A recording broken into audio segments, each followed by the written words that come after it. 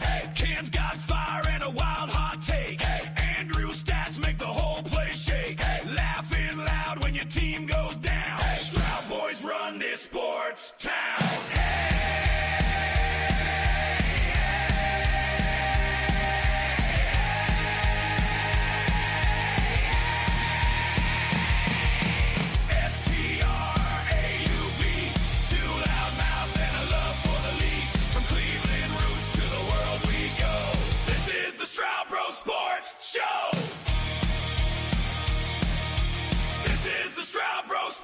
Show. Sundays, Mondays, we live for the fight. Hey, college game day and Thursday night. Hey, rivals fall and the banter flies. We bleed our teams till the day we die. S-T-R-A-U-E,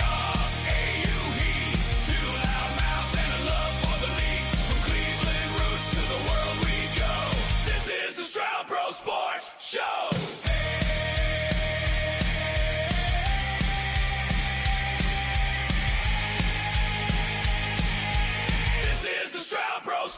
Show. Yes, it is, ladies and gentlemen. Welcome to another episode of the Straub Bro Sports Show. Bro had to take over for me at the beginning because StreamYard absolutely just failed me. I didn't even know we were live until about 2 seconds ago. It didn't show me that.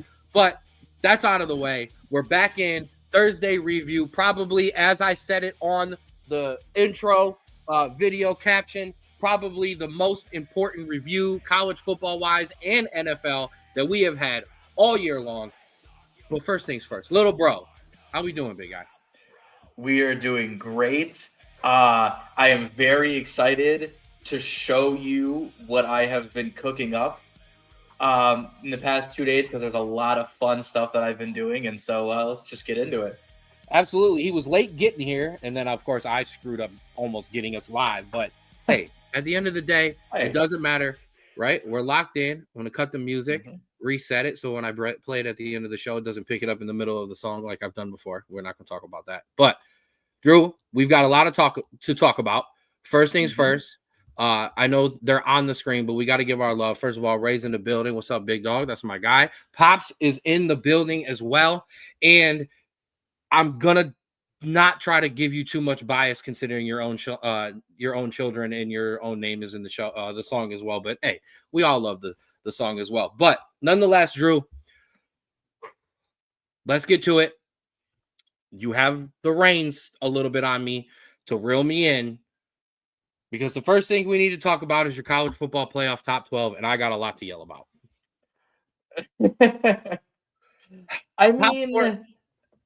Top four, the top four remain unchanged. Ohio State, Indiana, Georgia, and Texas Tech. No, your screen is not fuzzy. My graphic is fuzzy. The less quality one I steal, the less likely we'll get kicked off of YouTube. So your top four are unchanged, but we had a little bit of changes down at the bottom. But number 5, Oregon. Number 6, Ole Miss. Number 7, Texas A&M. Number 8, Oklahoma. However, this week, Alabama moves up 1 to 9. Notre Dame drops down 1 to 10. The 11th and 12th spots currently held by Miami and Tulane. However, those are going to be decided. 11 is going to be the highest seeded conference champion, which means Virginia wins and they're in. Duke wins and we've got some chaos.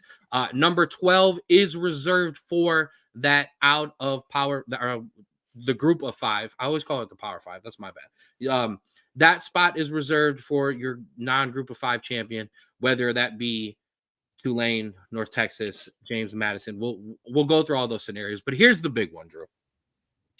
Notre Dame now slops down to 10. BYU is in at 11. Here, I can pull up the big graphic now. No, BYU is in at 11. Miami is at 12. Basically, what the committee has done, and these are not sour grapes, these are facts. Okay, because I've said this to anyone who means anything to me. The committee just gave themselves the way to get rid of me and to right what a lot of people have been saying is a wrong. I am going to say something that I think is going to hurt a little bit, but I think it's honestly the truth. I think this was the college football playoff committee's plan all along. But what I mean all along is they gave you that high of a ranking because they believed that you were playing some of your best football at that moment, and you still are. However, by having Alabama and Oklahoma jump you, I believe that is the CFP saying, we had this planned out when we put you up that high, meaning if teams like an Oklahoma or Alabama were to have the same record as you and win out like they have, Notre Dame was going to drop. And I think that was something they already had preconceived in their mind. I understand that. The problem is Oklahoma and Alabama aren't my worries right now. It's being matched up right next to Miami. And now, and when Reese Davis asked the committee chairman a question, and it was an important one, he goes, after last year, the question is, are the teams that are not playing this week, are they locked in at their seeding? His response was, Reese, we will reseed the entire top 25 like we do every week after the conference championship game. Now, he doesn't answer a lot of yes or no stuff because he just does not want to give stuff away and people talking points. So he does a very great job of deflecting on purpose, even though they make him talk to Reese Davis for a couple minutes after the rankings. They gave themselves the out. They've been hearing the media pressure. These people have been hearing it from their families, their friends, wherever at their offices in the universities. They've been hearing all along, you can't have Notre Dame above Miami when Miami beat Notre Dame. And somebody in the committee bowed to that pressure and flipped their vote. That's facts. I don't care that that's against my team. That is what happened. Okay. But now the committee gave themselves an out. Because basically for Notre Dame, if BYU wins, it doesn't matter for me or Miami. We're both out, and BYU is going to get in, and it's going to slot me out, and we'll have Tech, because Texas Tech is not falling from 4 all the way out of the college football playoffs. And we saw last year, these teams that made it to these conference championship games are not going to be heavily penalized. And I'm okay with that. If you're going to allow these teams to play again and still be seated in this bracket, unless, Alabama was to go out and get blown out by 40 or be, you know what I mean? Or, if Texas Tech was a little lower and BYU just absolutely blew the doors off of them, maybe we could have that conversation. But like Ohio State and Indiana, all this is going to affect is seeding. Alabama might drop all the way down to the 10 spot. They're not going to go all the way out of the, it would be nice, but they're not going to go out of the playoffs. These teams aren't going to get penalized. So BYU wins and I'm out. And if Alabama has a good showing and wins the SEC championship or just keeps it close, that committee is then going to be sitting there having a conversation saying, okay, Notre Dame or Miami. When my problem is, if that was the case all along, they should have jumped us earlier. Because the reason I say that is we haven't played any more games. I don't have a problem being left out if after last week you decided Miami's win against Pitt was better than Notre Dame's. I've got to put Miami above Notre Dame. Okay, I would have come on here and I would have cried out and I would have bitched and I would have complained and I would have lobbied for us, but I would have been able to accept that. What I can't accept is us going into a weekend where neither of us are playing and now you deciding, oh, yeah, I guess now they are better. I can see your point. And what I meant before was, like, let's say you were ranked. Let's say they ranked you at 8 or 9. I would say you probably are going to get in. The fact that it's 10, I think, is the problem. But I completely agree with you there because I don't think that it's fair for a team to jump you when both have bye weeks. I have been against that forever. We talked about it this season, where teams with bye weeks have gone up in the team, and it's like no one above them has lost. How does that make sense? However, I think we want to get to the point of the show where we go, hey, you do have 2 losses. one of them is against the team right below you, and one is against the team that is in the college football playoff. And so it sucks. And I agree with you on a lot of your talking points. However, it does come down to the point of your prove it games. You didn't prove it, even though they were early in the season, and it sucks that they were. I doubt we'll ever schedule back-to-back ranked teams at the beginning of the season ever again. Absolutely. All right, I guess I'll stop complaining.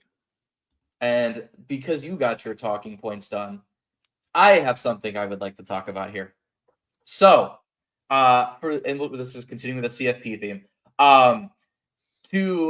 If people didn't see it, just this, I think last night or this morning, John Gruden, who I want to say, I love John Gruden because one, obviously his energy is great, but two, he is very similar to me in the aspect of if things aren't perfect, he wants to try to perfect them or make them better.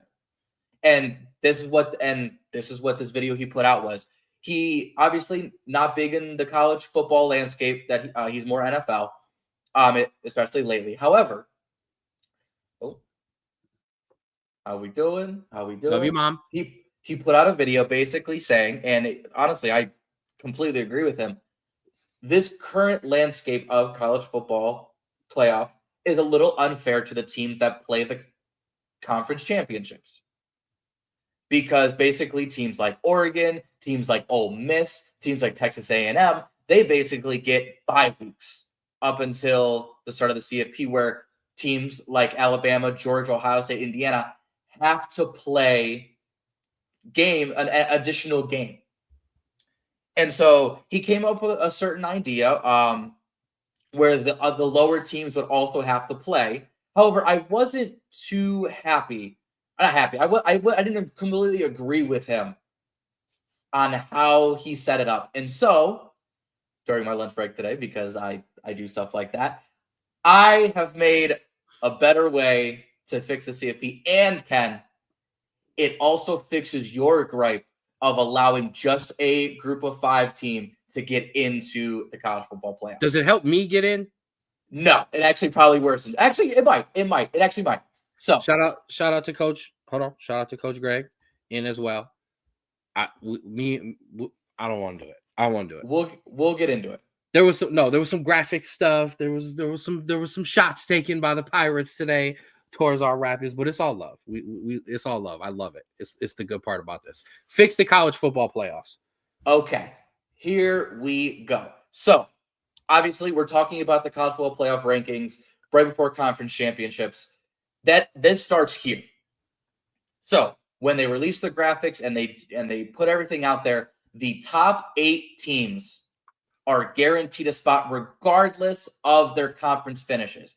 That means that any team in the top 8 that makes it is guaranteed a spot, and that is the current system. So no matter what.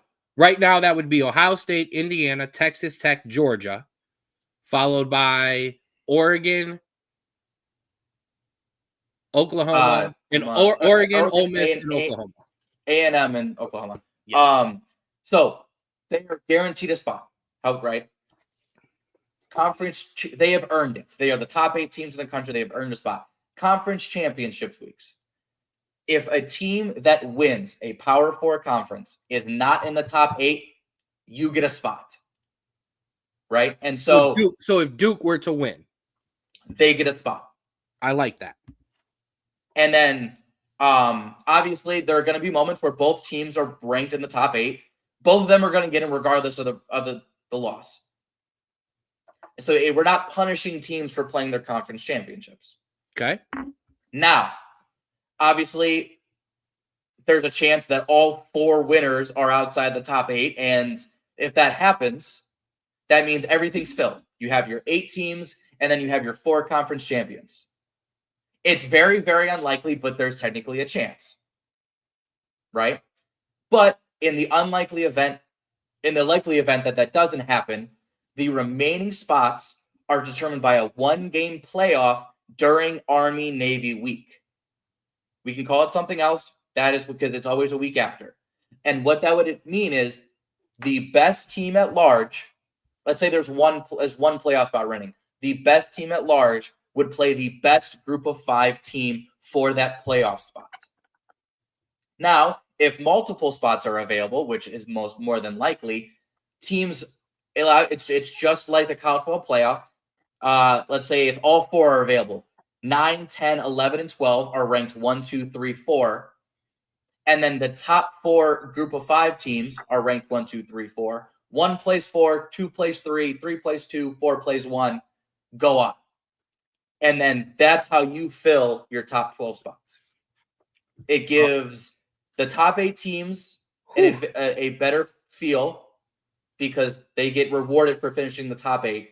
And then the other 4 teams, like a U or a Miami or anyone like that who isn't in their conference championship but would get a bye week, now has to prove against a group of 5 team that they get to come in. And so it would be like Tulane, USF, James Madison, and one other team. All teams that have been kind of around there. We need to get you the whiteboard and the touchscreen so you can, because you lost me a little bit, but I think I'm in. Just join the conference, Notre Dame, so I can stop doing this. But I'll play James Madison every year for a chance to get in. They'll probably upset me every once in a while, but I'll take that. I'm cool with that. But what I mean is now you don't have an excuse, right, for a group of 5 team to get in. They're going to earn their way in against a team that would already be compared to. And then also, yes, Oregon and Ole Miss would probably still have a bye week, but we can also add the stipulation that maybe those 2 teams play each other for seeding. So the winner gets a higher seed. We can add that as well. So you don't have so the top 8 teams that aren't in a thing have to play somebody.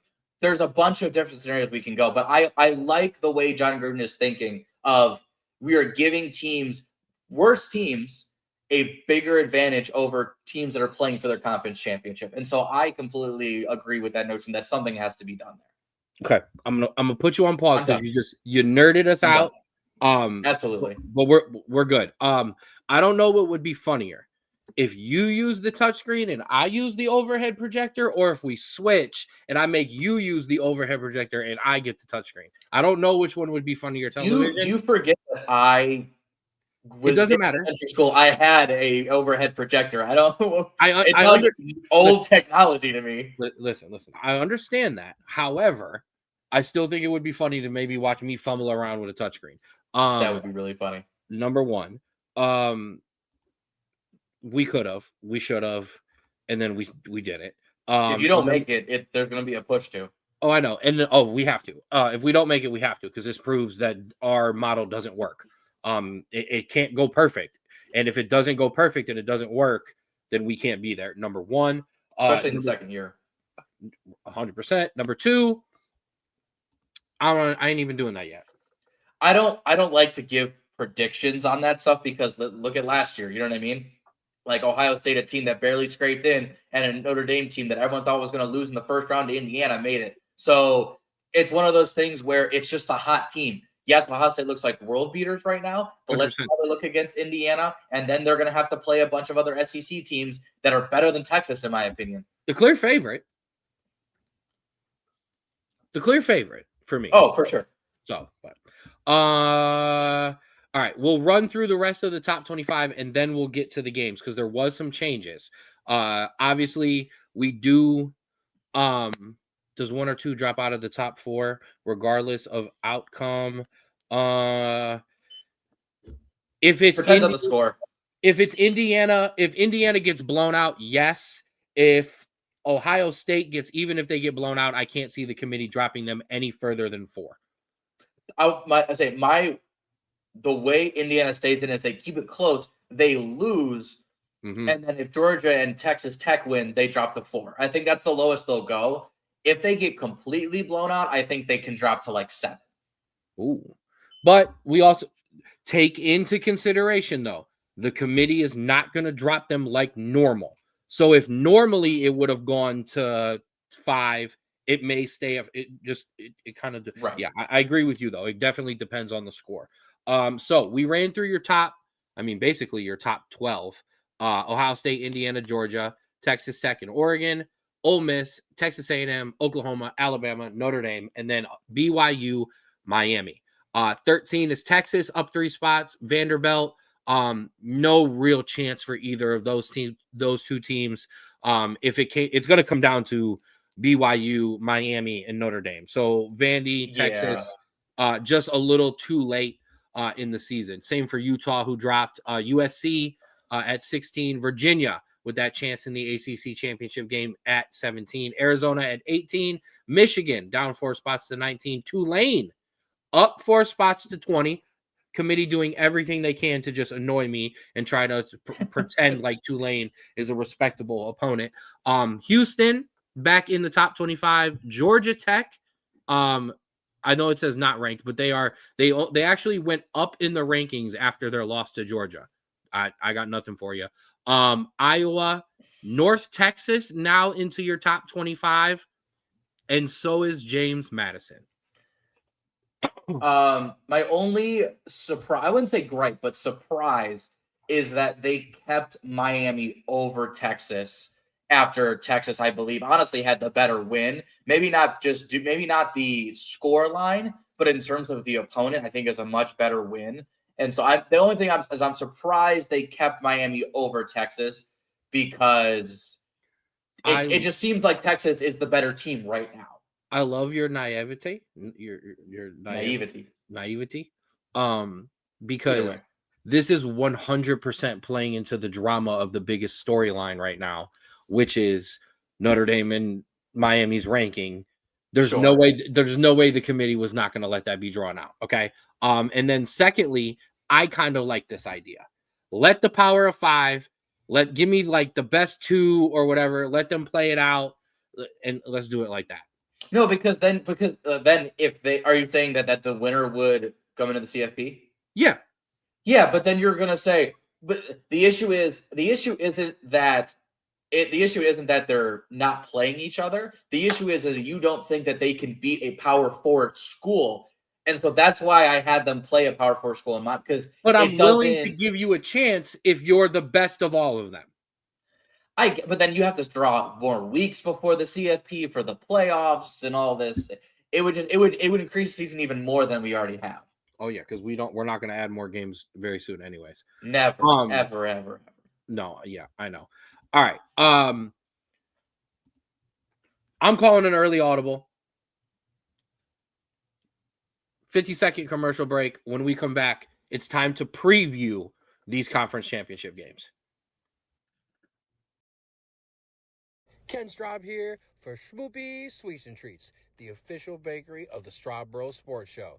And I'm also here with Stella and Landon Straub. And boys, do we have a lot to tell everyone about today. Schmoopy's is your go-to for all your bakery needs. Gluten and dairy-free options for muffins, cheesecakes, rolls, breads, cupcakes, cake pops, pies, cakes, you name it, it's there. And boys, what do we think? Oh, I love it. I love it.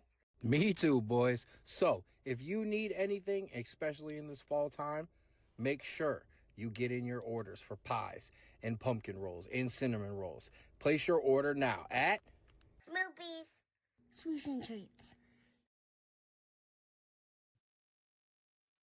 All right, we're back in here on the Straub Bros Sports Show Facebook page and YouTube page. If you are there, please give us the show a like and give the page a like and a follow or a subby if you're on YouTube as well. All right, Drew, we talked about it. We talked a little bit about them on Tuesday. Let's get full dive in on this week's conference championship games. We're going to start with a couple of the smaller ones, the ones that don't have any college football playoff implications. Some of them are Friday. We start with the Conference USA Championship, 7 o'clock on CBSS, and Kennesaw State versus Jacksonville State. This Kennesaw State team, you've given some love to. I loved them last year because of how it was like 83% of their production and their roster they turned over when they moved up here into the Power 5. It didn't turn out great last year, but it's rallied this year. They're playing in a Conference USA Championship. What you got for me? Yeah, and I mean, I like this. Obviously, Kennesaw State and Amari Odom, a regular of the show, as we talked about him. Listen, I love this Kennesaw State team. They do have the better record of the two. However, these two teams did play earlier this season, and Jacksonville State did win 35-26. So Jacksonville State with the small advantage, and they are leaning on their running back, Cam Cook, almost 1,600 yards on the ground, absolutely killing it. That's what they're going to lean on again because they leaned on it against Kennesaw State earlier in the season. And, hey, it worked out pretty well. I want to say, if I can remember correctly, Jacksonville State had, 250 yards on the ground against Kennesaw State. So they can do that again. I think they're shoo-ins to win. But this Kennesaw State team looks better the past two games. And I think in terms, especially offensively. And so I'm projecting a shootout here. Wait till you see this. And I think Kennesaw State, takes it and gets revenge from a couple weeks ago. I'm with that. Give me the hot hand. Give me the redemption story of this entire year. Yeah, I like Kennesaw State here. The Mountain West Championship, just an hour after that gets started on Fox. UNLV versus Boise State. Boise State, the mainstay of the Mountain West Championship game. Last year, making it to the college football playoffs and winning the Mountain West. A UNLV team that's been very up and down, but can put up points when it matters. Boise State in a runaway? Listen, and I know we have Boise State is the more, I would say, professional of the team. Just because Boise State's been here before, Boise State knows how to get it done. We have kind of ragged on Boise State a little bit. That early loss to USF did not look good until we saw what USF was kind of this year. Still 8-4, but hey, this UNLV team, hot starts, 10-2, a really good team on their best day. Their passing attack is actually insane. Colandrea, he's been on the show before, 3,000 yards passing. I love this UNLV team. I think their offense is great. However, I think this Boise State team knows how to play them. They're very professional in these games. They're not going to let the moment get the best of them. Give me Boise State here. However, closer than in their previous matchup where Boise State won 56-31. I like Boise State here. I'm with Coach Greg. I got UNLV.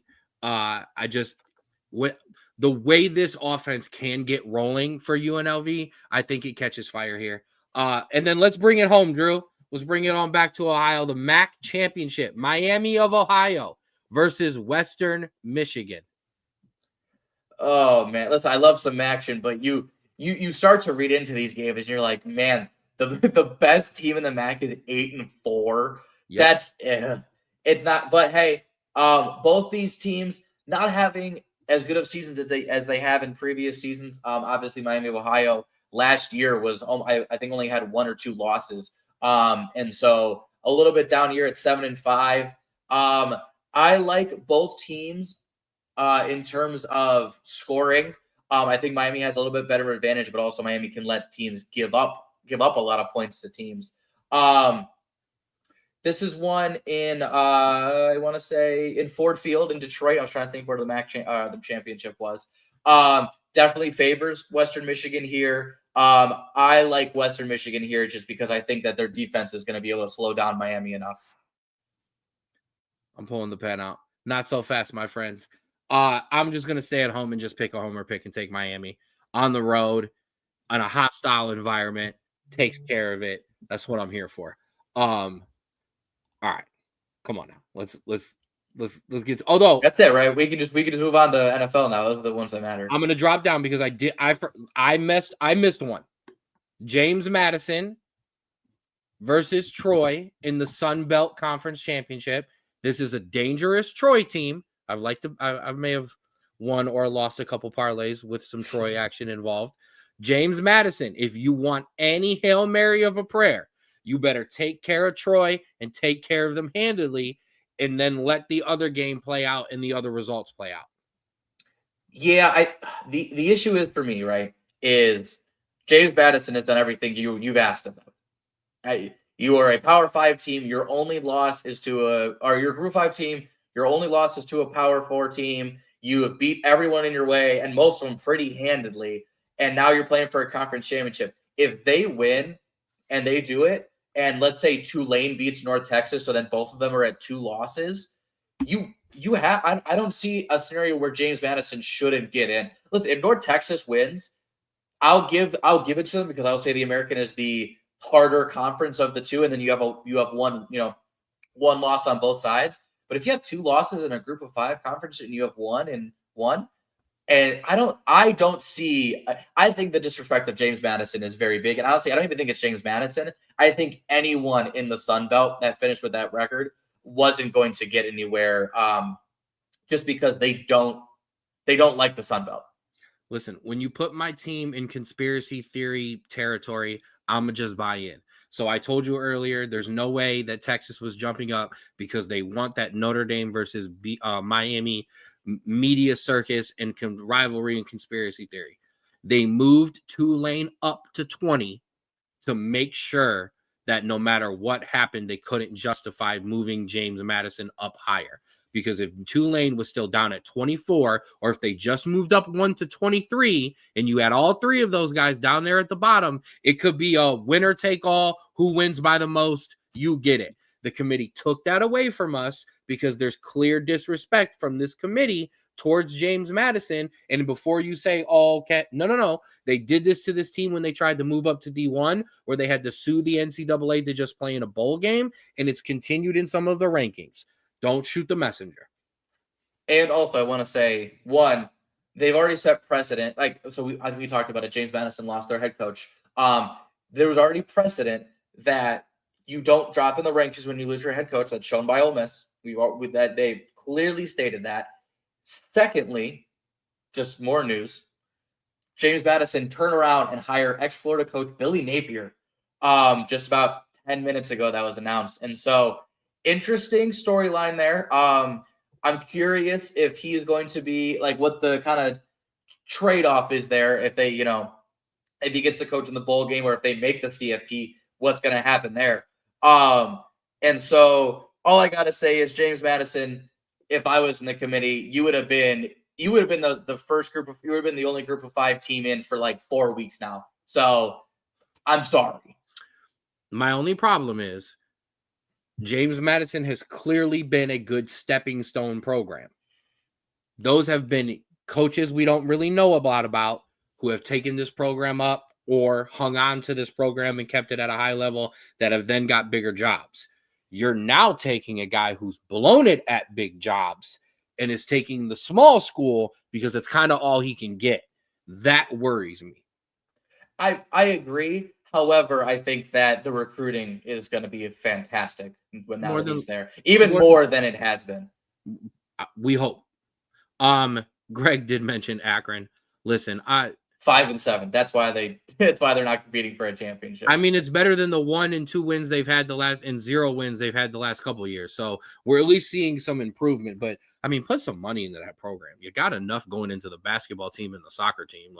Come on. That's true. All right. Also, shout out to Kent State, 5-7 this year after going defeated last year. So shout out to Kent State. And look at those 7 losses, by the way, if you want to judge Kent State, because that schedule was ridiculous. Multiple ranked teams on that schedule as well. All right, let's get to the big conference championship games, the ones that mean a lot. We start in the American. These are old rankings. I apologize. Number 24 North Texas takes on number 20 Tulane Friday, 8:00 on ABC. Drew, we have been high on this North Texas team. You have been high on this North Texas team because their quarterback forces his way into Drew's quarterback watch. I have done nothing but trash Tulane from the minute they sniffed the top 25. I believe they are fraudulent. One of their losses was absolutely being dismantled by Tennessee. UTSA. Well, no, I was talking about Ole Miss. Our Ole Miss. Is Tulane going to shut me up and shut the rest of the country up and prove, no, number 20 is where we belong. At large is where we belong. We belong in the college football playoffs. I think I wouldn't say likely, but I think there's a good chance because honestly, this is, I think, very similar to the Mountain West Championship, where you have an upstart in North Texas, very great attack, Mestamaker, 3,800 yards, Hawkins, their running back, 1,200 yards on the ground. Very, very electric offense, and we've seen that all year. However, first time in the American Championship. This game is in New Orleans, in Tulane, because the American Championship is decided by the best team gets the home. Gets their home. It's not at any specific venue. So it's Tulane Stadium.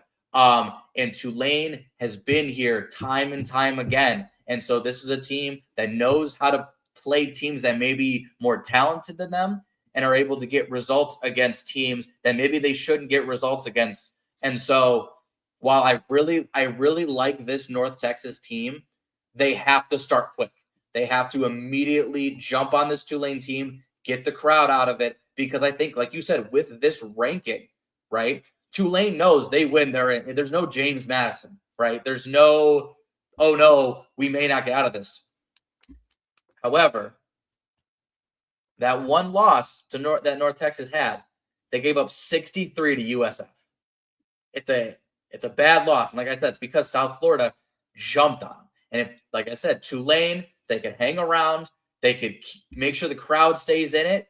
This North Texas defense will give up some points. And Tulane can ride that to a win. And so all I got to say is North Texas, you got to be up by, I think, double digits by the end of the first quarter to say I can truly give you this, because I think I like Tulane. I really do.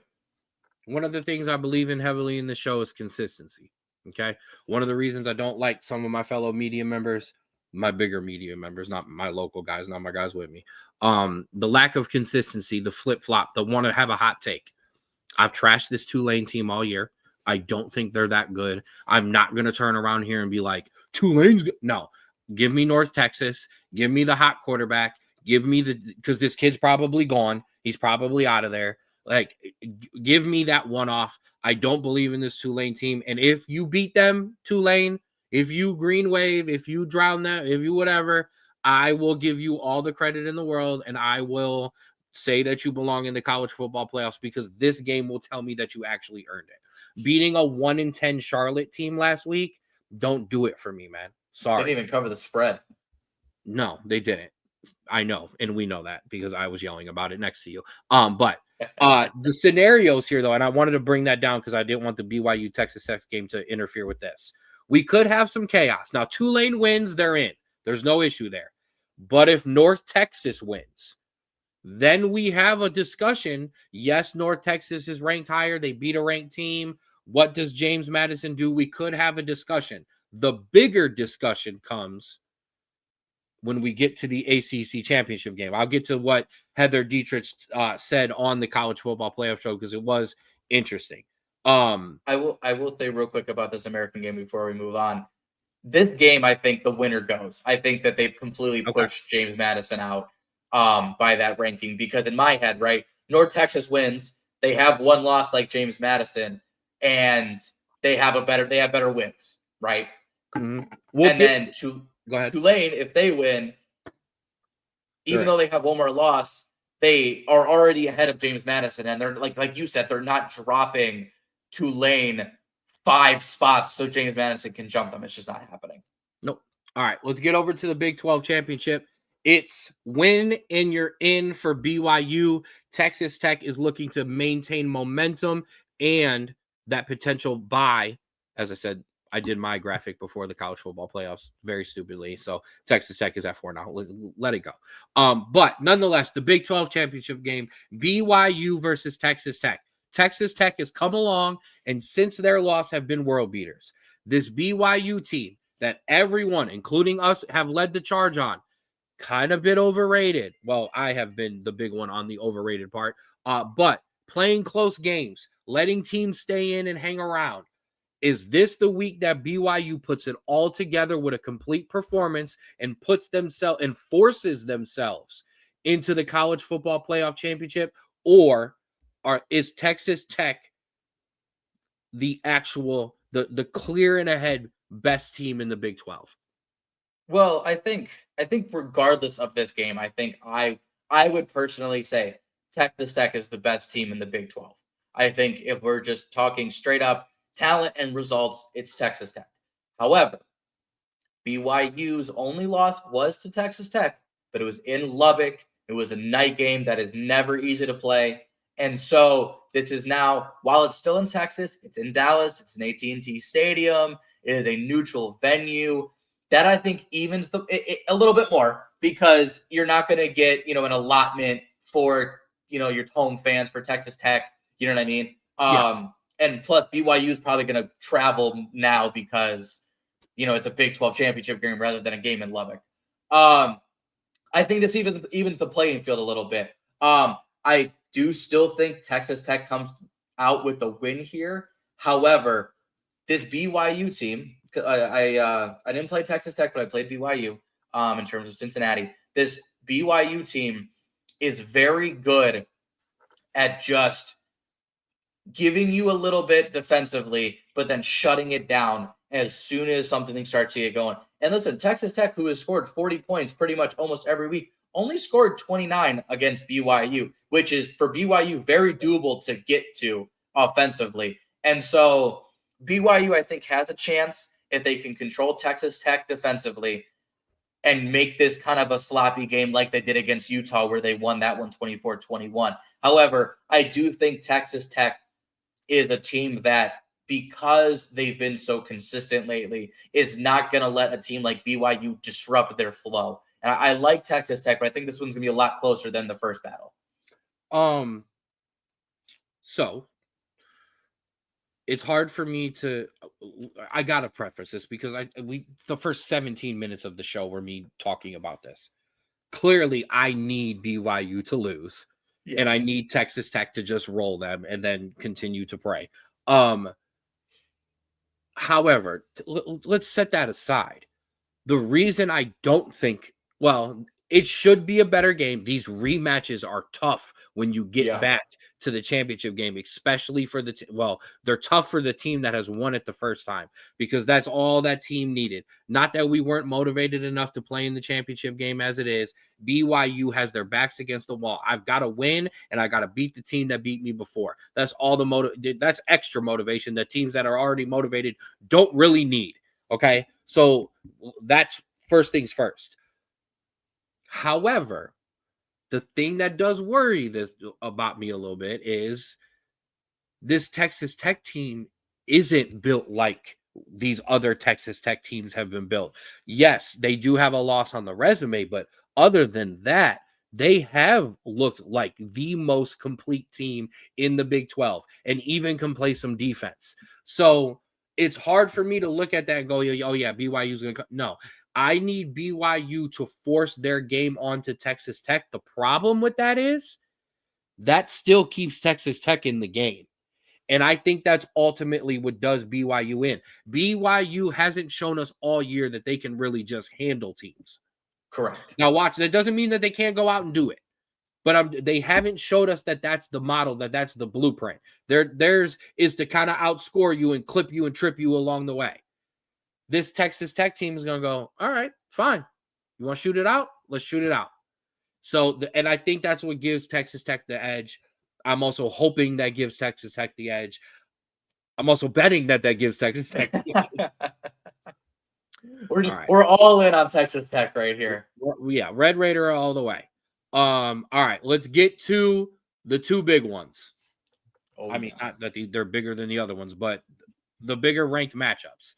In the SEC championship game at 4:00 on ABC, number 4 Georgia versus number 9 Alabama. Drew, I don't want to talk about the history of this game because it's going to get drubbed into you for an hour worth of pregame. It's an historic matchup. It's a huge rivalry. Which big SEC program comes out on top? Can Kirby Smart break that bad streak that he seemed to have of playing Alabama in this SEC championship game? Will Roll Tide reign supreme, or will Georgia have a performance like they've had in some of these bigger games and show who's the class of the SEC? And I think that is absolutely the question. And I think the issue is you can't look at last week's result for either of these teams because they're rivalry games or heated rivalry games. And it is good to note, though, both of them had the same result, a win, but a very close, grinded out win. Absolutely. And then you also can't go 2 weeks back because they played, well, hold on, let me see, Charlotte and Eastern Illinois. 1-10 and so, right. Thank you for reminding everyone. You can't look at that result either. So you have to go 3 weeks back on these teams. And if you want me to say it, Georgia beat Texas 35-10. Alabama lost to Oklahoma 23-21. And so if obviously that is 3 weeks ago, and they could be brand new teams at this point. If we are looking at just based off of their last opponent that did not have any emotional ties to it or wasn't a garbage team, Georgia has the advantage here. They are structured, they are stable, they just will themselves to win and put their presence on other teams. But Alabama's got the X factor, in my opinion. Ty Simpson is, I would say, the better quarterback than Gunnar Stockton. He's got more talent. He's got the more, X factor, I think the perfect thing here. However, you truly have to look at this Georgia defense and say, is this defense going to allow Ty Simpson to do what he's been doing all season? And the answer that I think to that is no. I think this Georgia team is too good. I think this Georgia defense is too good to let Ty Simpson run around, make plays, get the ball to his NFL draft prospect receivers. I think Georgia breaks the spell here and beats Alabama in the SEC championship game. So obviously Georgia wins the SEC championship game last year against Texas. This is the only way to say it. It's not just that weird things happen in college football. Weird ass things happen in the SEC. Yeah. Okay. Everything has the makings of Georgia winning comfortably. This defense smothers an Alabama offense. Gunnar Stockton plays his butt off and has a good game, gets the ball out. Georgia makes a couple plays, and all of a sudden Georgia's up 17-7 at halftime, and they're not looking back in the second half. And then you look into the fact that Georgia won last year's SEC championship game. Georgia's now the class of the SEC. Nick Saban's gone. Alabama's down. All of a sudden we look up and it's late in the third quarter, beginning of the fourth quarter, and Alabama's up 24-20. Yeah. I want to take Georgia. They're the most complete. They have the better defense. They have a complete offense. But, man, there's just something about this Alabama team that would scare me if I'm Georgia. The whole thing with Kirby Smart has been trying to take down the elite of the SEC to show that Georgia's back. Well, now you have the target on your back again. And Georgia did that one year, and then they couldn't holding on to that target. Georgia, you have the target now, and it's Alabama, the team that was the biggest elephant on your shoulder and on your back for the longest time. Now they're chasing you back down, and that can be scary sometimes, and that can make wonky things happen in the SEC. However, I need Georgia by 50. Let's go. Go Bulldogs. Sick them. All that. Yeah. I mean, I'm surprised they did it considering Georgia or Alabama is in all uppercase and Georgia just has the capital G on it. Hey, listen, don't do graphics late at night, kids. Okay. This is what happens. Okay. All the medicine kicks in and then you start going. And last, but certainly not least, number 1 versus number 2 in the Big Ten championship game. Indiana, Ohio State, 8 o'clock, Fox, Gus Johnson, Joe Klatt. I'm just assuming because I would hope so, but like it's Fox. Right. Big, I'm gonna sound like Gus Johnson. Big bad Ohio State. Underdog with the Heisman Trophy front runner, Indiana. No. I mean, if you're not wearing Hoosiers gear, you don't expect Indiana to win this game. but they have the X factor. I know Ohio State has them all over the field, but at the quarterback position, as good as Julian Sayin has been, his best attribute is making sure he gets the ball to the wide open playmakers he has and letting them do their work, because they are amazing. And when they're wide open, or when they're open for a minute or a second, they're probably scoring a touchdown. The running back is great. The offensive line is good. The defense is elite. But Indiana's got an X factor, a guy who can just put the team on his shoulders himself and go, I got this. Can the rest of this Indiana team match that Heisman effort and match their Heisman Trophy candidate and bring it to this loaded Buckeyes team?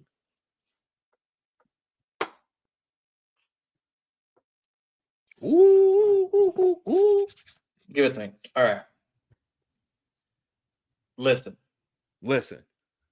This Ohio State team, by far, is the best team in college football. Yes. Undoubtedly. Right? They have the running game that's virtually unstoppable. The wide receivers, at least 3 of them, maybe one that's not even playing yet, is an NFL prospect. It is what it is. And they finally got the defense. The defense is finally loaded. It's probably the best in college football right now. It looks absolutely unbeatable.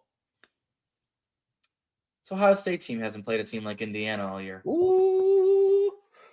Because let's look at the Ohio State schedule, right? If we're talking elite offenses, haven't really played any. They played Washington. Washington is really good offensively. They shut them down. I'll give them that.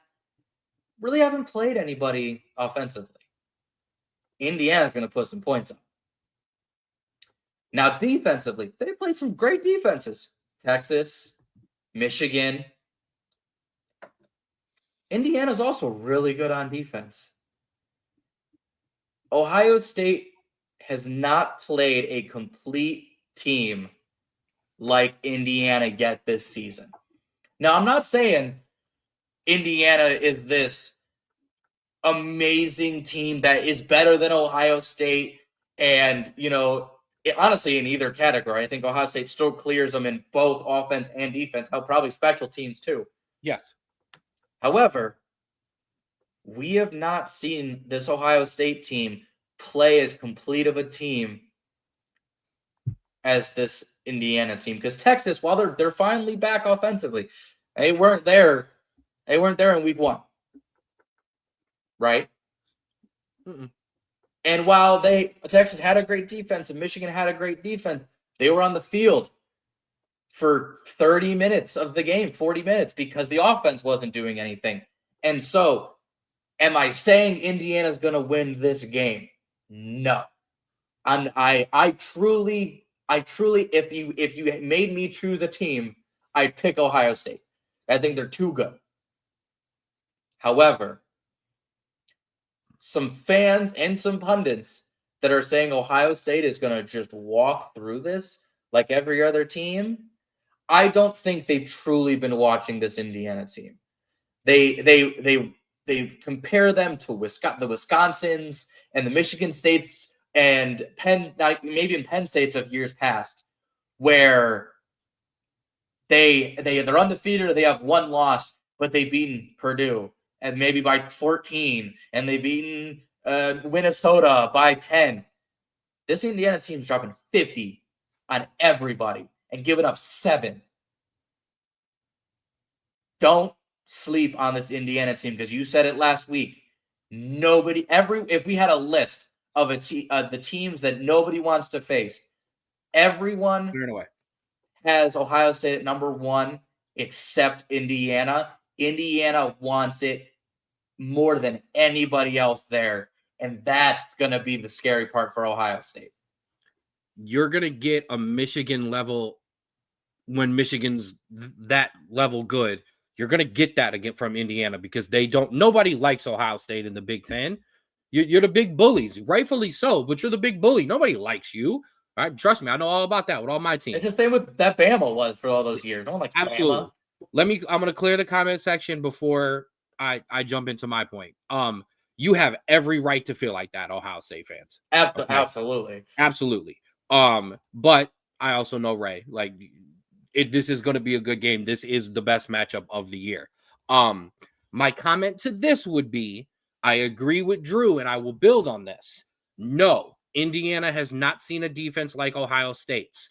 However, Indiana has seen defenses, in my opinion, that are closer to Ohio State than the offense that Indiana's bringing that Ohio State is going to see. I think that's the biggest difference. Now, let's get to what my other points about this game. This is the one that I kind of actually have a prediction on. Okay. And Ohio State fans are going to scream at me, but let me finish it.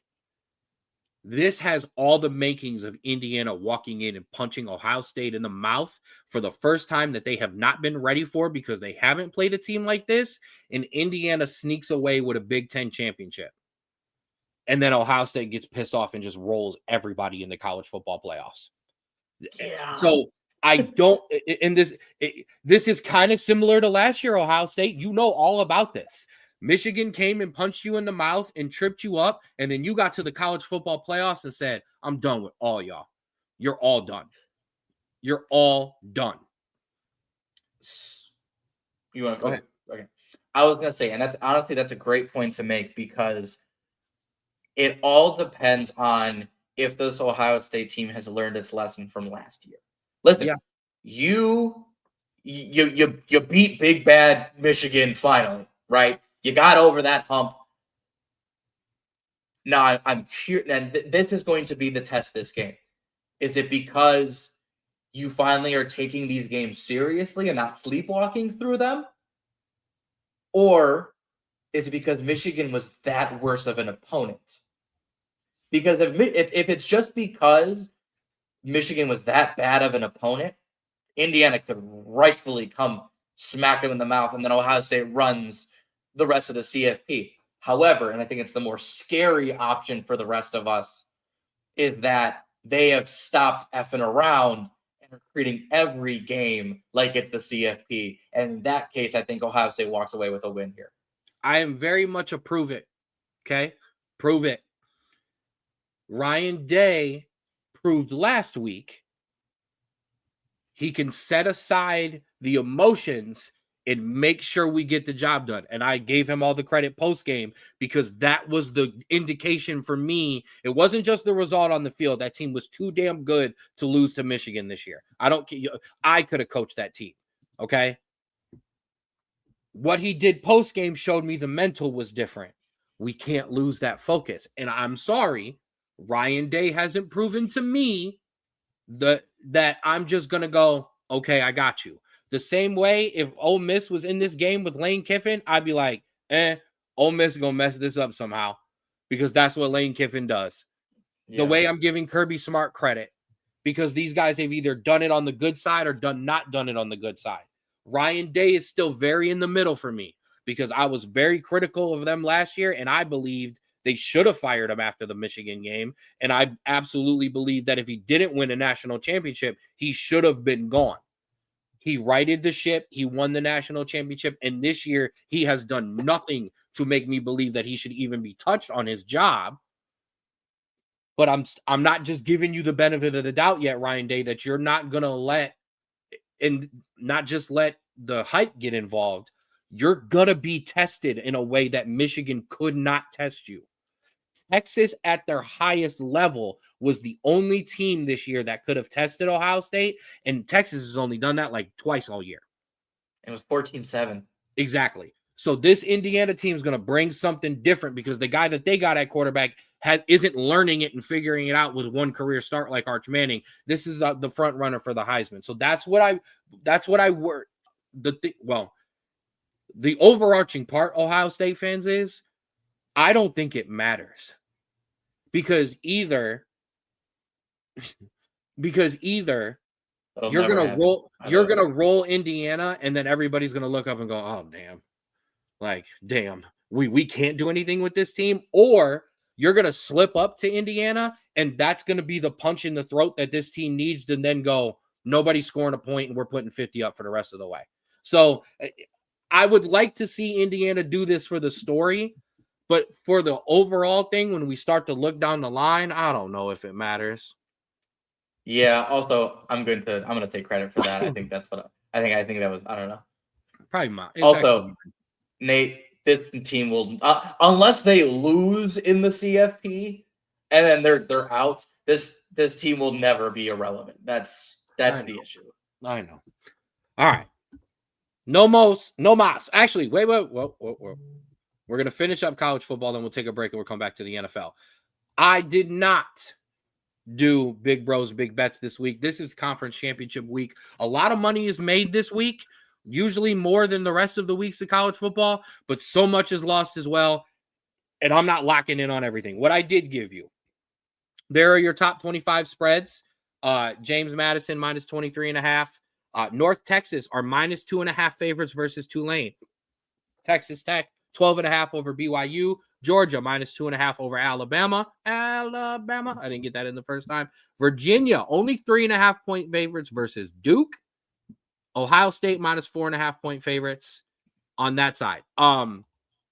Yes, the glaring hole in the thing is we didn't talk about the ACC championship. Because I mean, if we're being honest, it's probably the worst of the four. It was the medicine and the graphics at night. Well, it's the worst of the four, and in your honest opinion, does Duke have a shot at this? If Duke plays the way that Duke has played all year, and especially being in this underdog, not all year, but if Duke plays the way that they have played in a couple of my winning betting weeks on Duke, and with all of this underdog mentality, they can beat this Virginia team. They shouldn't beat this Virginia team, and that opens up something big. Now, Virginia wins, they're in. I can go back to this one. Virginia wins, and they fill into that number 11 spot and play Ole Miss. However, if Duke was to win and Tulane is to lose, we could have some weird scenarios where James Madison and North Texas could get in, or Duke could actually get that spot because technically that number 11 spot is for the highest ranked conference champion. So don't get out of your mind if Duke wins, Miami and Notre Dame can both jump up and both everybody. That is a championship spot. Question. So it's not guaranteed it's the ACC champion. It is not, according to Heather Dietrich of ESPN, it is not guaranteed to be Duke because it is the highest ranked, I apologize, it's the highest ranked conference champion. So Duke is not ranked. Now, could the committee get Duke into the top 25 if they were to win this game? Yes. However, if they don't, and let's say North Texas runs away against or Tulane or North Texas, whoever it is, wins out, and James Madison handles whoever they play, it is possible that James Madison and a Tulane or North Texas could both get into the college football playoff, and Duke is not. That's insane. Yes. And honestly, just because I want that. I want Duke to beat Virginia at that point. Go Duke. I want all of the chaos just to make it harder on these people, and also to put James Madison in. And because maybe they'll forget about me and let me back in. Or let me like, oh yeah, who let him back in? Virginia minus 3.5 point favorites against said Duke. Ohio State minus 4.5 against Indiana. On the other side, those other games, they're in my chef special still. Kennesaw State minus 2.5 point favorites against Jacksonville State. Boise State minus 4.5 versus UNLV. Western Michigan minus 1.5 versus Miami of Ohio. And I didn't forget, listen, all my degenerates, I didn't forget about you. Those are your conference championships over under. Drew, you had mentioned it, that this Kennesaw State team and Jacksonville State team can score. That over under is currently sitting at 59.5, as well as the Mountain West championship game, the poor MAC, 43.5. Can both of you score 22 points? Also, the American being 66.5 is the most ridiculous thing I've ever seen in my life. Yes, the American Championship. That was the one I should have mentioned. North Texas and Tulane, 66.5. You are looking for damn near a 70-point game in order to clean that up. and it probably will happen. Yeah, because both those teams can score. Absolutely. Both of those teams can score. All right. Let's take a quick break to talk about something very, very important to me and to the rest of the show and all our listeners. And then when we come back, we've got a huge NFL week to talk about as well. Today I want to talk to you about Ani's Army Foundation. Started by Mark and Lynn Meyer to honor their daughter Annika, Ani's Army Foundation was formed to raise money for the research of medulloblastoma tumors and other pediatric cancers, while making a positive impact on the community and helping those families in need. Here on the website, anisarmy.org, you can follow Ani's story, a story of strength and the love that her family has with her and she has with them as she fights this battle. Here on the website, if you can, please donate via Venmo, credit card, PayPal, cash, or check. Any donation is loved and any donation is appreciated. Thank you.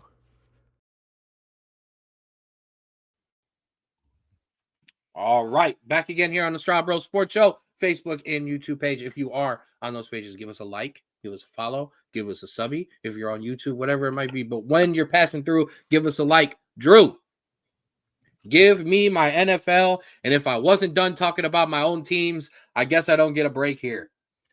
Nope. And listen, this is a big, big game in terms of potential wild card scenarios here. Can you travel to Detroit to take on a Lions team that, I mean, is very good? I would say definitely worse than last year, especially the defense. Yeah, the defense is susceptible, 100%. I mean, but so am I. So, I mean, we can't act like I'm not susceptible to all of those same things in terms of getting scored on.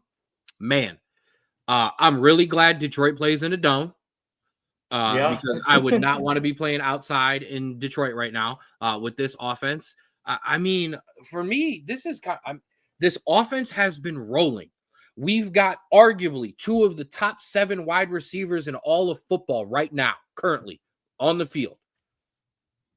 Go out, put some points up like you have, and allow this defense and specifically this pass rush to get rolling like it has the past couple of weeks. The formula is the formula. It's there now. Okay. It wasn't like the first couple of weeks when this defense was god awful and weak. And if the offense stumbled for a second, that Monday night game against Arizona is the perfect example. The minute this offense would stumble for a second, we couldn't keep up and we couldn't catch up. This defense is not the same. I'm allowed to say that without sounding like a homer. This defense is better now. This defense is way more solid front to back. As long as they can do that, Dak maybe gets out to an early lead, we could be still talking Cowboys got a chance next week. No, I think you're absolutely right. And listen, I know you don't like them, but you got to do what the Packers did last week. You got to just continue to score, continue to put pressure on Jared Goff in this offense because, listen, they're good, but they're not great. They can't continuously put up points and continue to score. You put up 30, 35, 40 against this Detroit team, you're probably walking out with a win. And this Detroit team is 7-5. This Cowboys team 6-5-1. Neck and neck in the standings. A win here is massive. Absolutely, and don't worry, we'll get into that.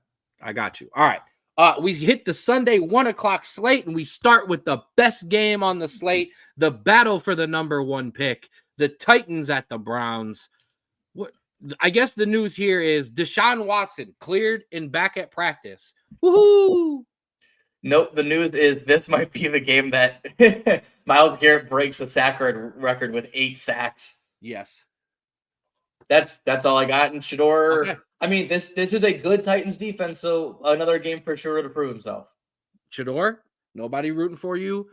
I mean, obviously, your mom and your dad and your brothers and your family and your sister and all that and your girlfriend, and whatever. Your best friends. And your best friends and your associates and all of that. And the Browns fans. But after that, this guy right here, nobody rooting for you more, Shador, than this guy right here, but we got to prove it.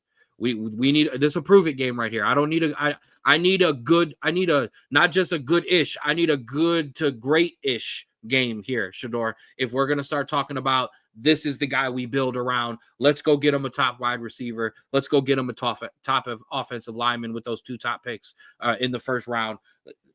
I need something here, buddy. Okay. Yep. Seahawks at Falcons.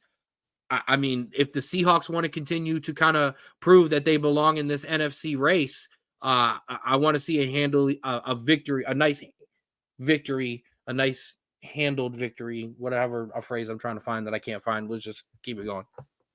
Yeah, I mean, Seattle winning and playing well, but definitely has been known to slip a time or two, and the Falcons team has been known to steal a win or time or two, and so we'll see what happens there. Also, Seattle needs to keep winning this day in their wild card spot. So, yeah, definitely need to keep winning. Everybody needs to keep winning at this point.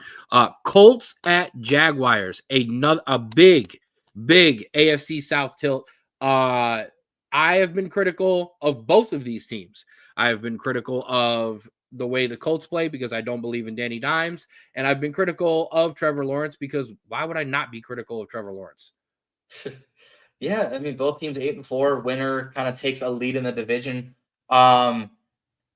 This is a proven game, I think, but I think you're right, both teams, because can the Colts return back to winning ways and right the ship? And can Trevor Lawrence kind of finally justify his draft pick position and kind of get a win here? I think whoever wins this game is firmly in position of the division seed, is firmly in the driver's seat there. But I think this is a game that, while important, we could look 2 or 3 weeks from now that goes, oh, that game actually didn't really matter because the team that won lost 2 in a row and lost the lead to the Texans. I agree. However, or not. However, I agree. Trevor Lawrence, you want me to stop calling you mid? Win this game.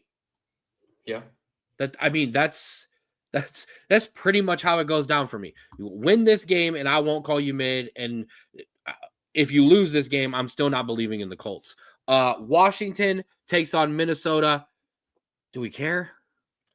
No, but I mean, no. There's no reason to care about this game if I'm being honest. I enjoyed seeing Marcus Mariota last week, but I'm not watching him play the Vikings.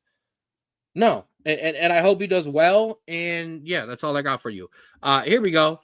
Joey Burrow and the Bengals take on Josh Allen and the Bills. The Bills at home have not been the same team that they've been on the road this year. They have been shaky on the road, but now they're back at home. However, Cincinnati is not. We're talking about Cincinnati here. We're not talking about Miami. We're a team that doesn't play in the cold. Joe Burrow's played in the cold. The Bengals will be ready. Does this Bengals offense? No. I know this Bengals offense has enough firepower to put up points on this Bills defense. Does this Bengals defense have it together again to trip up Josh Allen and allow their MVP-esque quarterback take down the MVP? First, I want to say this guy 2 weeks ago was saying lose out, get a better draft pick, and now he's ready to go to the playoffs. Now he's ready to go to the playoffs. And I do believe he said he wanted to sit Joe Burrow too. Absolutely. And listen, we act the same way, so I can't even be mad about it. 100%. However, I think the Bengals definitely have a chance here. The Bills have looked, obviously, like you said, on the road, but in some instances have looked very poor in some games, especially kind of anemic offensively. And so if you can't keep up with the Bengals scoring, I think that's going to be a problem for the Bills. And so we'll see what happens there. I'm not sure what the weather is going to look like in Buffalo. I'm sure it's just going to be hot garbage. But whether it's hot garbage with a foot of snow or not, I don't know. Yeah, it's gonna. Well, I know it'll be cold. That 100%. I'm saying. Watch it'll be like 40 and 45 and sunny. Hold on, I got you right now. I got it pulled up right now. It is going to be 30 with a 35% chance of snow. Ooh, that. I don't know. Probably the Bills, but who knows? I like this. I thought the healthy Bengals, I thought were clear in a way going to run away with the division. So they still can. Right. Still not run away, but they can still win that thing. I think you can start here. I think the Bengals can upset the Bills. The Saints at Buccaneers. I mean, Baker's there. He's getting some weapons back. No problem. Should be no problem. Should be no problem, but that's the question here. If they win, they're back to form. They're back to kind of getting hot right before the playoffs.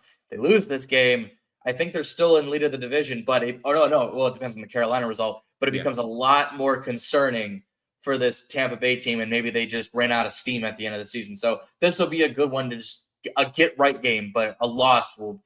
A lot of questions are going to be asked. I watch this game be a good one, but I don't think it will be. Steelers at Ravens.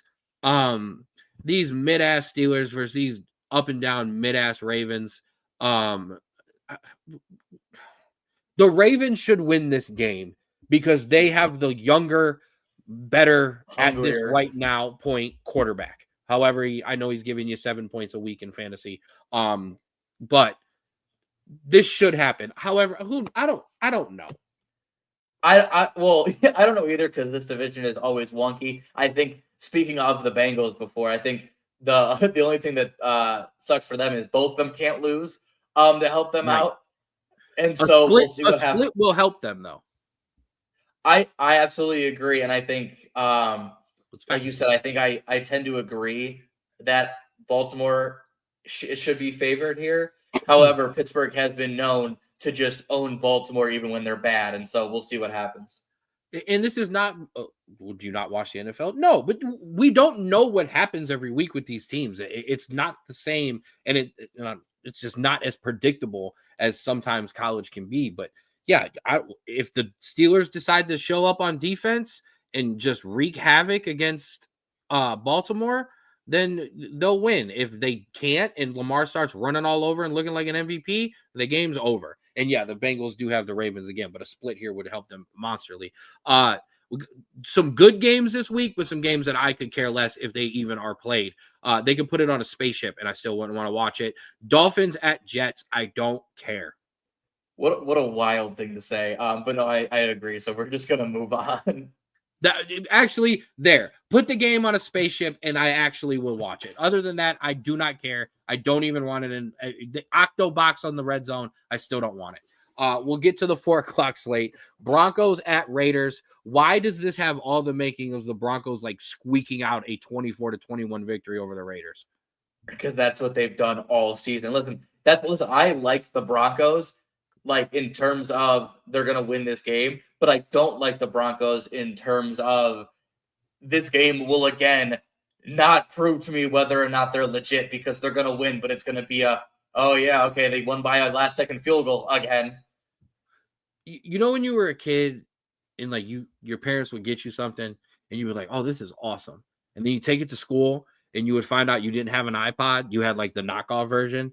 Like what we have found out is Bo Nix is the iPod to Tim Tebow's whatever that was. Because this kid is like damn near Tim Tebow-esque, where it is just hot garbage for like 3 quarters. And then it's just clutch time. Bo Nix is making all the throws. He's making passes down the field he can't make for 3.5 quarters, and the Broncos win. So I keep it going, Broncos. It worked for you before. I guess it'll. I don't know. We will do this next week. Yeah, I want to let these games play out, and then because the scenario we'll have a much clearer picture. Yeah, so I don't. There's too many options for me right now.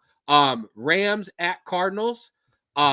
Rams should take care of business, but for some reason, I mean, you lose to the Panthers, who I know you believe in more than me. This Arizona team is not good, but this has all the makings for some reason it being close. Right. Well, it's a division game. They're on the road. This Cardinals is like the worst team in the NFL right now. Out of the teams that have like 3 losses or 3 wins or more, they're the best, which isn't saying much, but still. And also, the issue is this is also I think a must-win game for the Rams because you have Seattle and San Francisco breathing right down your neck in the division.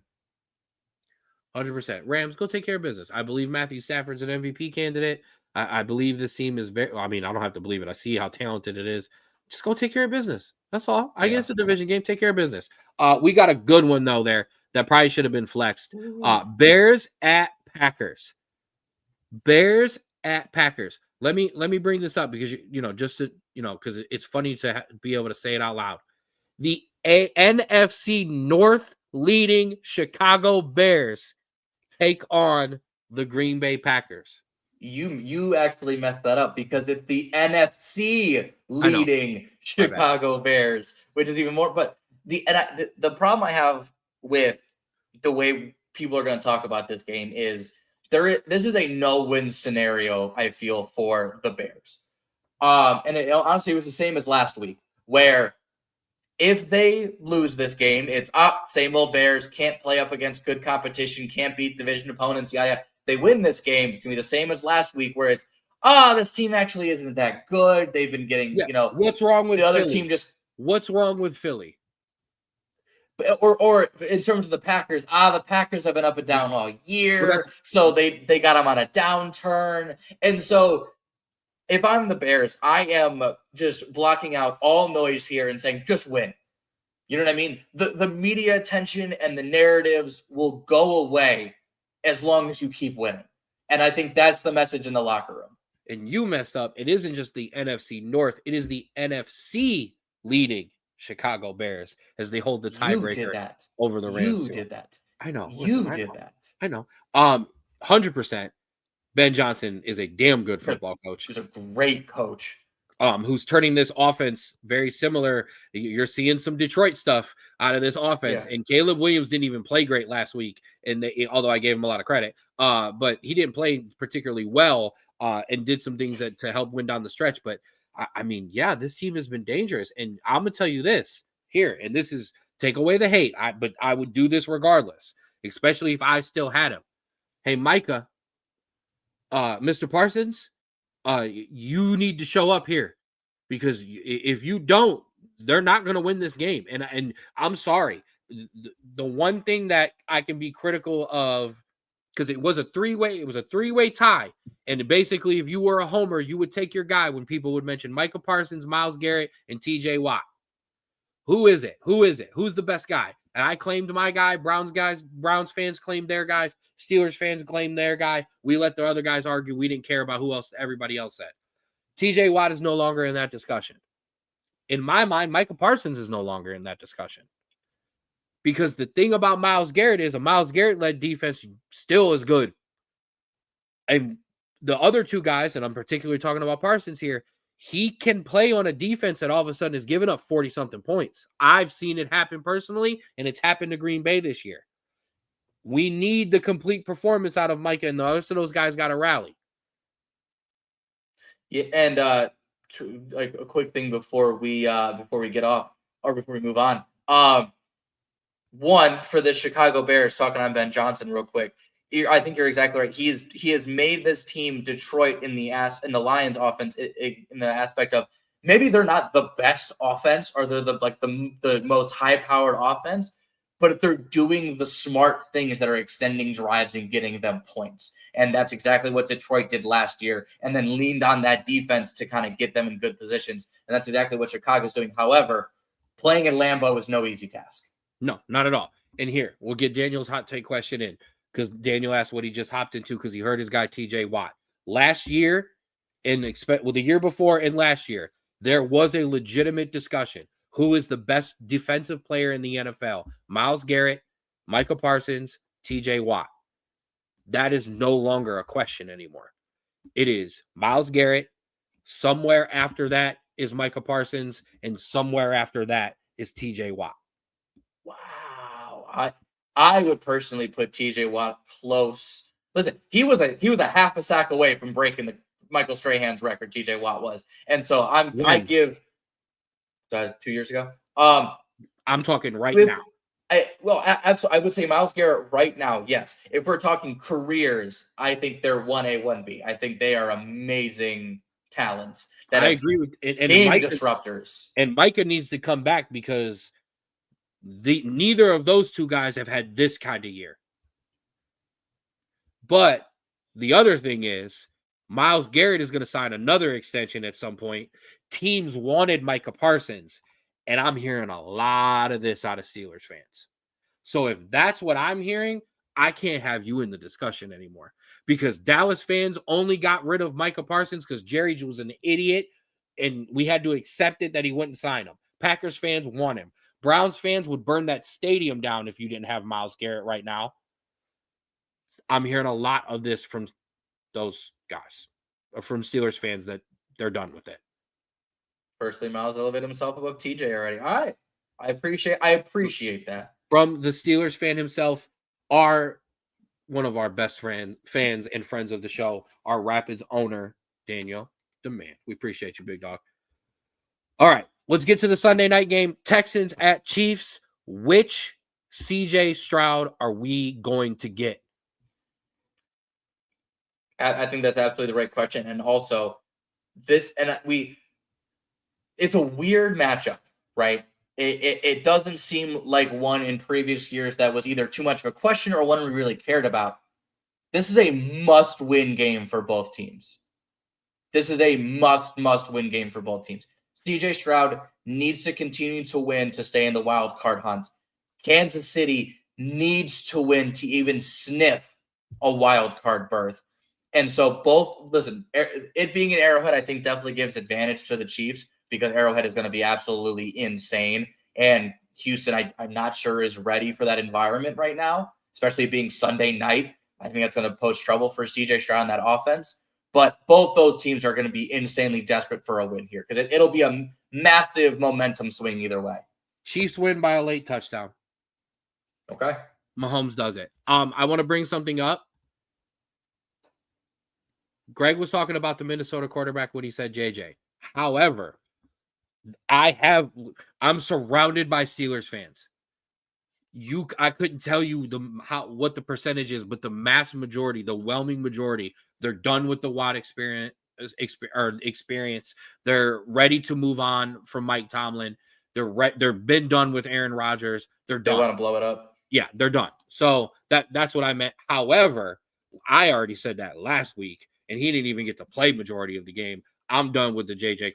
McCarthy experiment as well. Minnesota needs to blow it up and go hire Mike Tomlin or somebody else. But no loyalty. I love it. The Browns. Well, you know what, Browns fans, that's the only time you kind of are allowed to chime in, and I won't give you much slack there because, yes, you are a loyal group, as mouthy as you may be. Monday night, Eagles at Chargers. I think I'm going to have a hard time with this one because I don't think the Chargers have it in them to continue to make this mid-Eagles team look mid. However, the think pieces and the YouTube videos that have come out dissecting how bad this Eagles offense has looked the past couple of weeks has been kind of funny. I'm not going to lie. But this has all the makings of the Eagles getting it together. I tend to agree that I don't think this Chargers team is good enough to stop this. I think the Eagles defense is going to kind of push them through this game. I think it's going to be another boring one.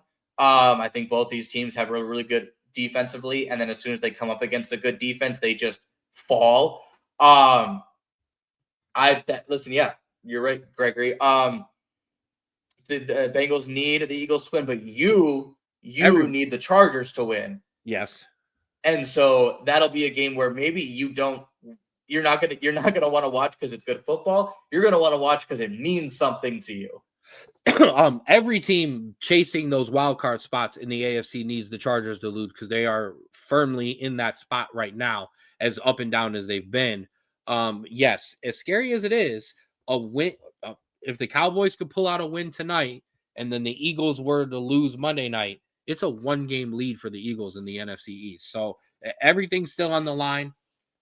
Speaking of, and obviously we see the teams on a bye. Patriots, yeah. Giants, Niners, Panthers. Yes. Speaking of, Ken, you made a comment, or we did a whole little thing last week where I laid out the schedule for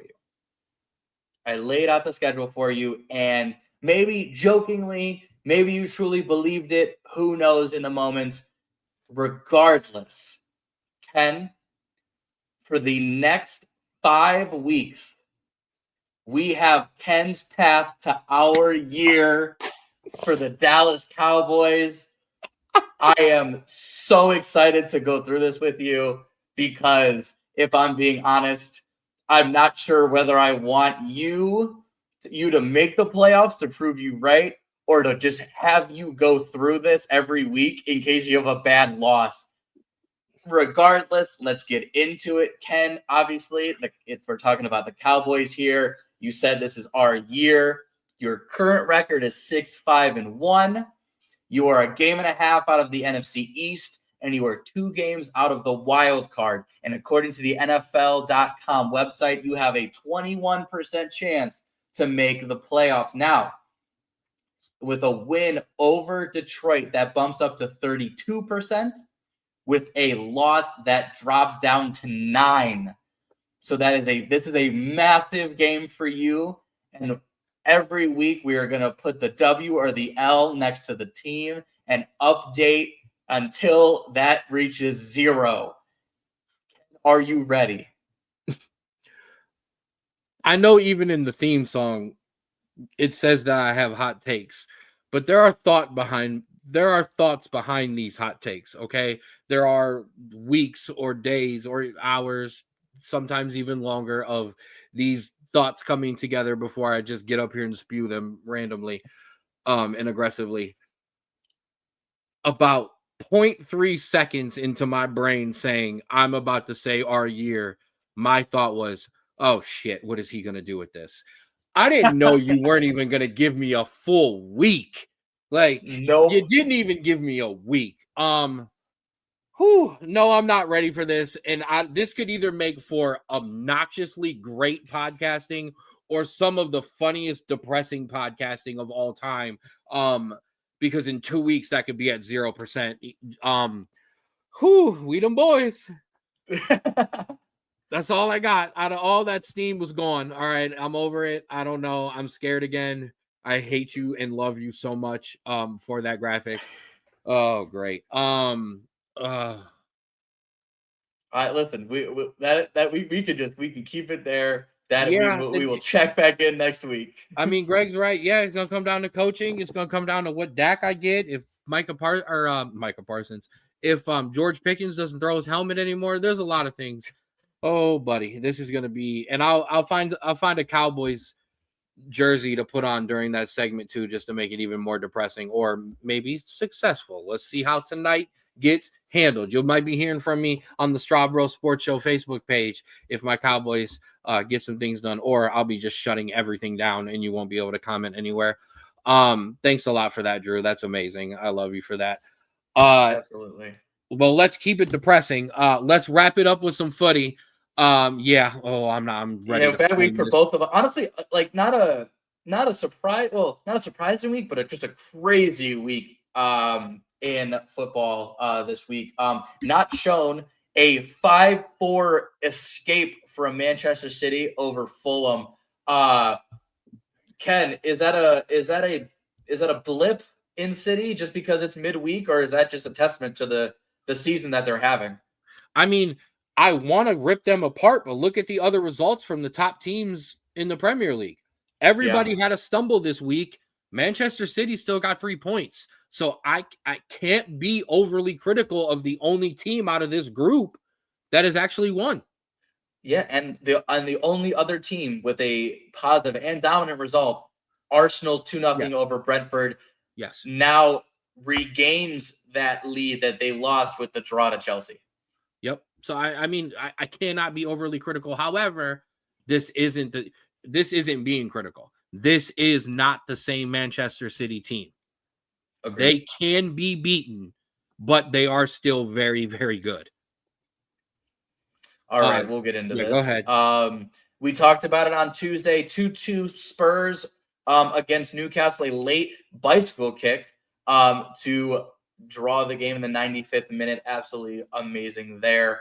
We'll go into mine real quick. Leeds 3-1 over my Chelsea. I miss Moises Caicedo so badly. As soon as he left that midfield, the defense went to shambles. But also, I think we took this team too lightly. We tried to play them like we did Burnley a week and a half ago, where we won 2-0, and we made the mistake of not realizing this Leeds team, especially at home, was hungry, was going to be aggressive. And against teams like that are susceptible, you need to put your foot on the gas, take it to them, take the crowd out of it, and start fast. And we didn't, and we got punished for it. That was very surprising. And I agree with you. You definitely took that team lightly. We're going to talk about that when we get down to results. Well, actually, both results. this is not concerning, but I'm disappointed, I guess I should say. But at the same time, did Cole Palmer play? Exactly. If Cole Palmer doesn't play for Chelsea, you're going to have some up and down results because you don't have a consistent world-class player in there grabbing the game by the scruff of the neck and demanding where the ball should go. You have good players. You have great players, but he's different. Absolutely. And I think Cole Palmer, absolutely. I think this is also just shows how important Moises Caicedo is to the middle of that field. Like, he dominates it. He snuffs out attacks relentlessly. He, in a couple years, I'm being completely serious, he is going to be N'Golo Kante level when he won the Champions League. He is that good at just absolutely snuffing out attacks. And also, he's got a thunderbolt on that leg that he's able to just hit roofs from outside the box. This kid is absolutely amazing.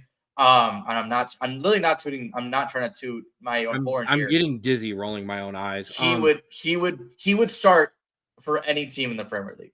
More than likely, yes. And I don't even think it's more than likely. I think it's definite. He is that important. Even like with the Arsenal team, he would be in a double pivot with Declan Rice. He is that good. There's a reason Liverpool wanted him with Klopp. I got you. Yes, you may have pulled out a result, but long term, you're not winning anything important without Cole Palmer on the field. But I absolutely agree with you. He did have a sub appearance today or this game. There we go. A bit of a shocker that could have gotten very, very worse if it wasn't for a late challenge by Francesco Chiesa. 1-1 Sunderland and Liverpool. Sunderland had this game. Yeah, and listen, I mean, Sunderland has done this all year. They're getting into the Crystal Palace territory where this team maybe isn't close to being as talented in terms of player to player, but they are so well coached and they work as fluid of a single unit as any team in the Premier League, and that is what gets them results, is their ability to, on defense, be able to just sit back and lock down and not let the other team get through, and then offensively, basically just know where the ball needs to go at all times. And this Sunderland team, while I know this Liverpool team has been struggling with results lately, I still put this on the Sunderland team because this Liverpool team is figuring it out. They're having some, but they're figuring it out. But this Sunderland team is that good right now as a unit that they're able to get these results. And I don't think at this point in the season, we can comfortably say Sunderland is not going down because of how well this team is. And that is a surprise to literally every single person except for Sunderland fans. 100%. And honestly, some of them might have thought they were going down anyways. I'd like to see this ownership group actually bank on that and think in their minds, all right, I'm getting Premier League money next year. Let me go get someone else at the transfer in the January window that can help this team make sure we don't start to dip, because that is going to be, that is the only problem though. If there's an injury, Granit Xhaka, somebody else goes down, that's where these teams can start to fall apart. I don't believe that based on the fact that they can go out there and score goals and they are very well organized. But I would like to see this ownership group go, we're staying. Let's spend a little to make sure we can actually, maybe make a push for Europe. Yeah, I agree with you. And I think you have to avoid what Nottingham Forest did. You're right. They sat on their players. They didn't buy anybody in January, and they sat on it, and then they kind of got depleted near the end of the season. But also, I get that this coach is going to be a hot commodity at the end of the season. If he says, I like this guy, please get him in January, you get him. Because if you finish in top 4, there is an exponentially better chance that you can retain him rather than you finishing 6th, 7th, 8th. So listen to your coach, because Forest didn't do that. Forest finished outside. They started to distrust the coach. They fired him. And then they're on their second coach after that because they fired Ange Postecoglou. And so don't repeat Forest mistakes.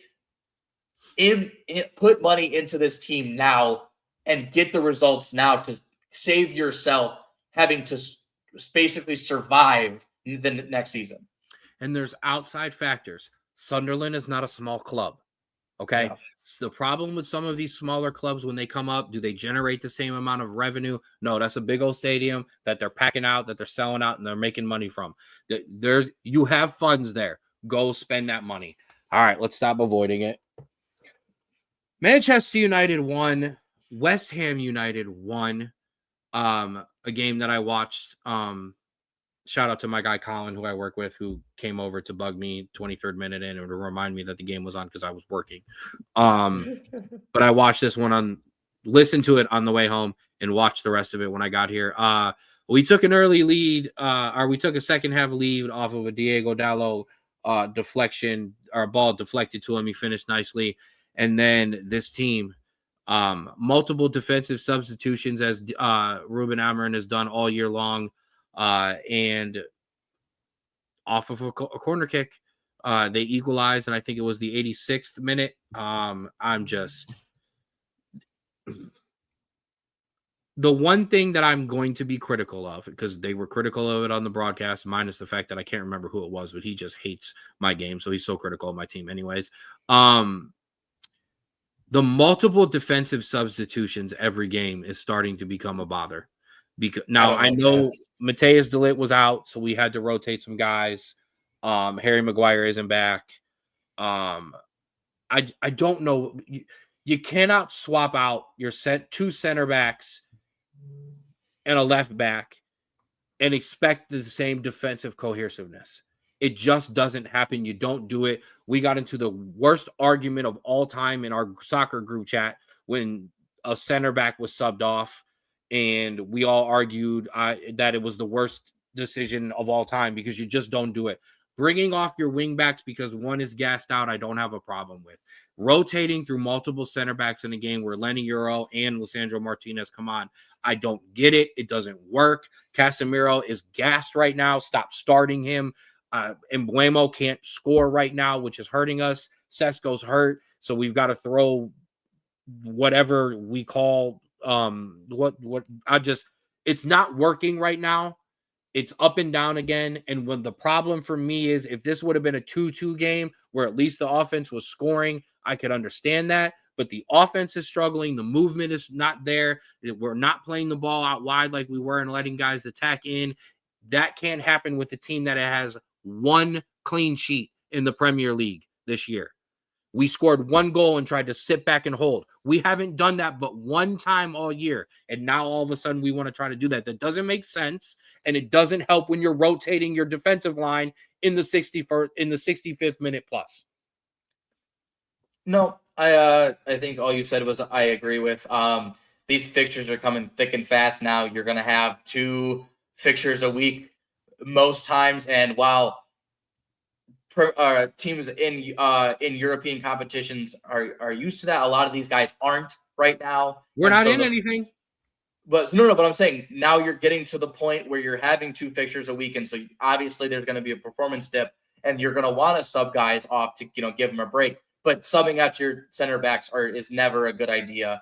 The carcass I agree with you on that. Running out there. Oh. If you truly want to give these guys a break, just don't start them. Start the other guy. I agree with you. However, it's not the end of the world. It's a bad result. Has anybody seen Kobe Mano? It's a bad result, but it's midweek. Basically everyone had bad results or weird results. Just don't take this. I'm not taking this Leeds hit too harshly. You shouldn't take this West Ham hit too harshly, especially because you got a point out of it, and I didn't. Could have went to 6th in the table. Kobe Mano, can you hear me? Are you still on the team? Oh. Anyways, we're gonna move on to this weekend. Some pretty fun fixtures. Arsenal travel to Aston Villa with an Aston Villa team that's finally playing some of its best football of the season, so that'll be a good match. Chelsea travel to Bournemouth. I would say this would be a better game probably about a month ago. Bournemouth is starting to slow down, starting to truly come back down to form. And so I like our chances there, especially with Moises Caicedo back and probably a fully healthy Cole Palmer, if not a fully 60 minutes, Cole Palmer. So we'll see what happens there. Love that for you. Sunderland is back-to-back tough fixtures, traveling to the Etihad for City. City giving up 4 goals in the midweek. Sunderland know how to score goals. We'll see what happens there. I don't like their chances, but I think they got a shot at making this interesting. And then, Ken, I know it was West Ham and you should have beaten them. However, this team, even though they are close in the table, is much, much, much, much, much worse. You travel to Molineux and play Wolves. I got to think that you're going to win this one. What happened the last time? Yeah. Midweek fixtures are weird. Oh, they better win. There's no. I'll eventually find some positives out of this draw. There's no positivity in drawing with the worst team in the Premier League. Period. End of story. Hey, at least you're angry again. I listen. But before we used to lose, you should be depressed and didn't care. I like you fired up again, regardless of what the result is. Figure it out and do not start Xerxes.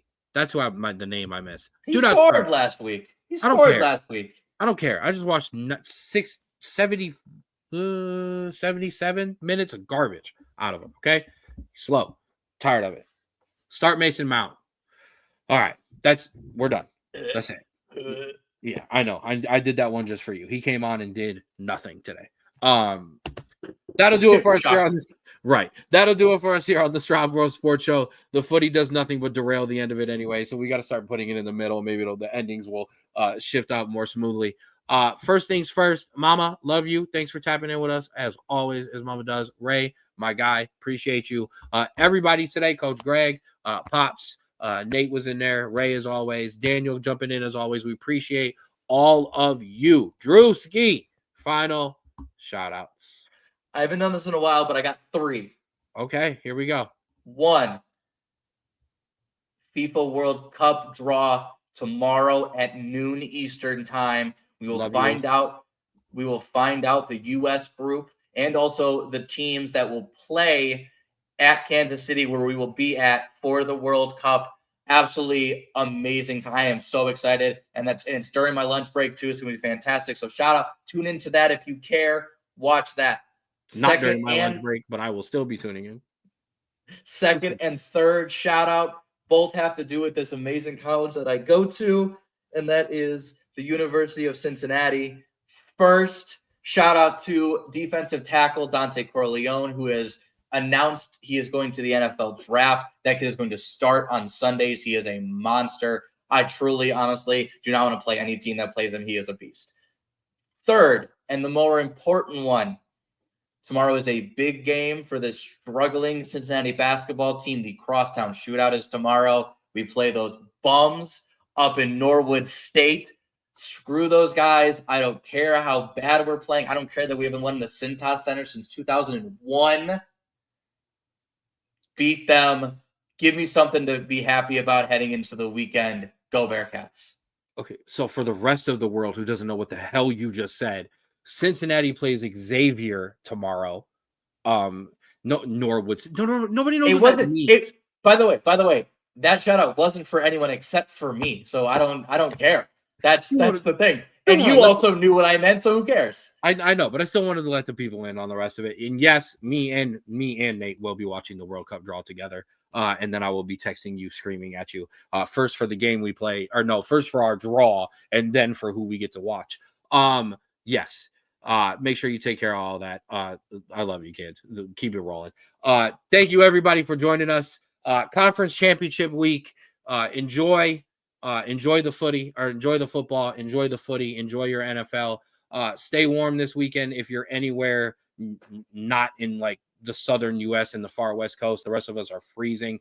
Stay warm, and make sure you tap in with us Tuesday on the Straub Grove Sports Show. We appreciate all of you watching, listening, running it back, whatever you might do. Please, please, please, please, if you're on Facebook, give us a like and follow. If you're on YouTube, give us a like and a subscribe. And if you really, really love us, give us a share too. Share it out to your timeline. Maybe somebody will tap in with us who hasn't before, and we'll be able to this time. But for little bro, I am big bro. That'll do it for us. We will see you next week. And please remember to love yours.